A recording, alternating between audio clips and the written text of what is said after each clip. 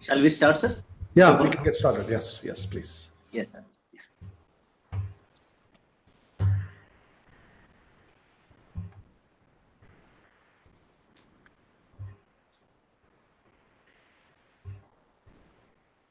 So a very good afternoon to all the invited delegates, all the participants, and all the true aspirants present over here. So we all are excited and we are witnessing the true celebration in its true sense. That is the Azadi Ka Amrit Mahotsav. And a part of the same, Department of Promotion of Industry and Internal Trade. So we are organizing the Innovation Week celebration that is from 10th to 16th January 22. And as a part of it, this is the e-symposium on building innovation and entrepreneurial ecosystem in the educational institution. And today we have, this is the first keynote address, and I'm really excited so much to introduce before you one of the most sought after professionals in the tech world today with us. He's none other than Sridhar Vembu, sir, founder of Zoho Corporation. With the permission of all present over here, I would like to introduce sir with few words. Mr. Sridhar Vembu is the CEO of Zoho Corp, the company behind the Zoho suite of online applications. He co-founded AdventNet in 1996 and has been CEO since 2000. AdventNet has transformed itself from a modest beginning as a software company serving network equipment vendors to an innovative online application provider. It has maintained growth and profitability without needing outside capital. Prior to AdventNet, Sridhar sir worked as a wireless system engineer at Qualcomm Inc., where he was fortunate to work with some of the leading minds in the wireless communication. Sir obtained his bachelor's degree in electrical engineering from the prestigious IIT Madras and PhD in electrical engineering from Princeton University. With this, I hand over the podium to Sridhar Vembu, sir. We all are eagerly awaiting to hear words of wisdom from you. Over to you, sir. Sridhar. Thank you. Thank you. A very warm greetings to all of the audience, college audience, and startup aspiring entrepreneurs and founders. And namaskar to everyone. I'm always excited to be talking to this particular audience because this is literally the future of our nation. The future is in your hands, and how you go about what you build, what will determine what our nation is in the next 20, 30, 40 years. And I want to share a few thoughts on how to build a entrepreneurship ecosystem where you are. And that's something that I want to emphasize. So we don't want to think about startups and entrepreneurship as something that's only done in Silicon Valley or Bangalore or Mumbai or uh, Delhi or Chennai. We want to spread this culture everywhere in the nation. There are 800 districts in India, majority of them rural, and I am in one of them in Tenkasi. And entrepreneurship and jobs are vitally needed in rural districts like Tenkasi, where I am. And so, with that, that is why we have to spread this culture of innovation and entrepreneurship everywhere across our vast nation. How do we go about doing this? And what do you do as a student in college, if you are a college student still, if you're still in education? How do we uh, really spark that entrepreneurship? And how do you create this as educators? And that is the topic that I've spent quite a bit of time thinking about. And how should we structure our education so that we can promote that culture of innovation? And first thing, education is about learning to build things. And learning to build does not mean some very sophisticated technology or any of that. Start doing really simple things. Learn uh, that first habit of self-reliance. Do not be afraid of technology, and pull up your sleeves, get something done. That could be very humble. That could be, fixing our own household needs. It could be learning how the plumbing works, learning basics like that, and learn to build small things with our own hands.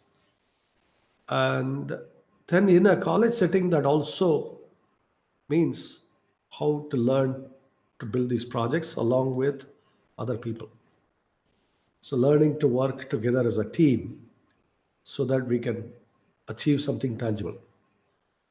And that is how the educational focus ought to be, where we are continually building projects. In fact, our own Zoho schools of learning, this is what they emphasize. We are constantly building. For example, we start with building a website, building small apps, build some games, and that's how the students learn. And when you start building like that, then you also learn to work together in a team, and you learn to suspend your ego, boundaries dissolve. And that is first when we have to you learn leadership that is inherent in entrepreneurship only by learning to dissolve those boundaries, learning to let go of that ego. And so that act of working together in small teams, building things, to me, that is the fundamental of education. That is the fundamental to entrepreneurship. So learn to build and learn to build as a team. And then the third vital leg in this is learn to sell. And this is something that we think of sales as often sometimes, oh, you're trying to sell me something, right? But inherent in the act of selling is the act of buying. And economics and economy is all about this exchange of goods and services. I mean, if we don't buy milk and if we don't buy our household goods, how do we get a standard of living? So inherent in the act of buying is somebody is selling that to you. And entrepreneurship, being in business, is also about learning to sell. And that's a vital skill. And how do you sell? And actually, in this village, I am teaching people this. I'm teaching our farmers. Let's grow the vegetables here. Let's also take it in a small auto rickshaw and go door to door in neighboring villages and sell. First, why do I say this? Why do I emphasize this? I want them to learn how to sell and get rid of the fear of selling. And here's the price and collect the money and change the goods with a smile. So all of these, this is very important. And this is important if you learn it at a very young age. These lessons stay with you. So you want to be, even as students, I would actually make them go door to door and get people interested in something. So learn to sell. And I mentioned learning to work as a team to build things. And only when you work together in a team and you understand the dynamics, the psychology of people, all of that, that's when you learn leadership, how to lead. So it's very important to learn leadership by leading, by inspiring. And leadership is only about inspiration. And when we often think of leadership as about giving commands, that's completely a wrong view of leadership. Leadership is always about inspiring others by setting a personal example, being a role model. That is how your own team, when you get to lead, will naturally follow you. Anything else where you try to coerce or you try to control just doesn't work long term. And people don't stick with you. And people never put in their best when there is control and command and control, all of that. So initially, when you learn to work as a team, learn to dissolve the ego boundaries. And there's a very vital quote I always remember. And this is an old quote. I think it's at least 100, years old. We can get a lot of things done if we don't mind who gets the credit. if you don't care about who gets the credit. So this is actually vital to that dissolving the ego boundary. Because if you are obsessed about, am I getting enough credit? Am I getting enough credit? Then we actually won't put in our best, and we are not actually able to inspire others. And the team falls apart when people are constantly worried about who's going to get the credit for this. And only when you actually are able to dissolve that boundary, let go of the ego, are you truly ready to be a leader. And leader is someone people accept, so it comes naturally. Leadership comes naturally in that setting. So the very important thing in a paradoxical way, the best way to be a leader is to learn to dissolve that ego boundary, let go of the idea that I have to get the credit for this. Then naturally things follow. You become a leader. So this is the very vital. As you know, you learn to build, you learn to work together as a team, you learn to sell, and then you learn leadership by essentially becoming more humble, by letting go of the idea of credit, and keeping in mind that we can do a lot of things, accomplish as a team, if we don't care who gets the credit. And these are the very basics that on how to grow into your role as an entrepreneur. And then along the way, you learn these lessons of, economics. I'm going to talk about. So, and there is a key thing I'll say. There's a couple of terms I use. Don't get trapped in costly inputs and commodity output. This is actually something that I teach our farmers here. That what are you selling? They're selling, let's say, vegetables. And what are we buying? Well, fertilizer and pesticide, whatnot, seeds. Well, what is the cost of these? And what is the price we realize here? How does the price fluctuate? And there's a trap here often. For farmers often fall into this where the inputs become very costly. The output stays a commodity that is not enough value addition, as I say. So entrepreneurs have to learn how to add value. And that comes from inherent in the act of selling. So when you sell, you know whether you're able to add value over your inputs. In other words, are you earning a profit on every sale? Are you able to add value over the sum total of your inputs?